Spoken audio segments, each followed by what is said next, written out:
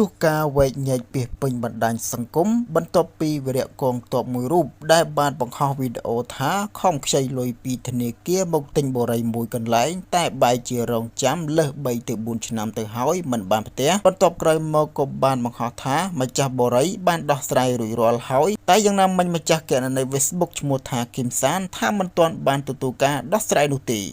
ហើយនៅក្នុងនោះដើម្បីការពារនៅសេចក្តីថ្លៃថ្នូរដល់វីរៈកងទ័ពជួរមុខពិតប្រាកដមជ្ឈមណ្ឌលជាតិថែរក្សាសន្តិភាពបញ្ជាក់ថា Facebook ឈ្មោះថាគឹមសានមិនមែនជាវីរៈកងទ័ពជួរមុខនោះឡើយនៅថ្ងៃទី13ខែមករាឆ្នាំ2026នេះ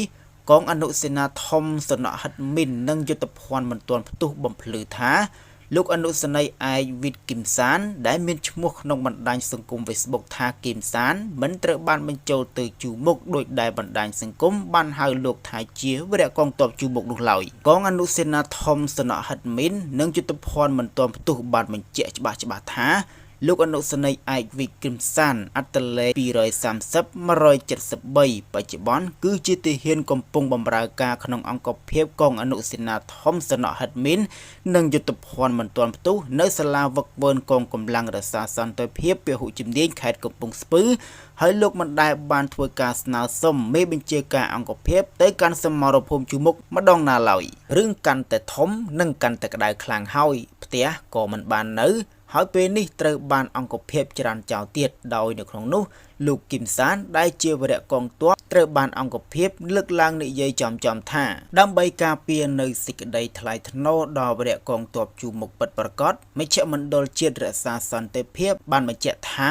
គណនី Facebook ឈ្មោះថាគឹមសានមិនមែនជាវីរៈកងទ័ពជួរមុខនោះឡើយដោយនៅថ្ងៃទី13ខែមករានេះកងកម្លាំងអនុសេនាធំសំណក់ហិតមីននិងយុទ្ធភ័ណ្ឌមិនទាន់ផ្ទុះបានបំភ្លឺដូចនេះថាអនុសេនីយ៍ឯកវិតគឹមសានដែលមានឈ្មោះក្នុងបណ្ដាញសង្គមថាគឹមសានមិនត្រូវបានដាក់បញ្ចូលទៅក្នុងទ័ពជួរមុខដោយដែលបណ្ដាញសង្គមហៅលោកថាជាវីរៈកងទ័ពនោះឡើយហើយនៅក្នុងនោះផងដែរកងអនុសេនាធំសំណក់ហិតមីននិងយុទ្ធភ័ណ្ឌមិនទាន់ផ្ទុះបានបញ្ជាក់ច្បាស់ថាអនុសេនីយ៍ឯកវិតគឹមសានអត្តលេខ230 173បច្ចុប្បន្នគឺជាទាហានកំពុងតែបម្រើការងារនៅក្នុងអង្គភាពអនុសេនាធំសំណក់ហិតមីន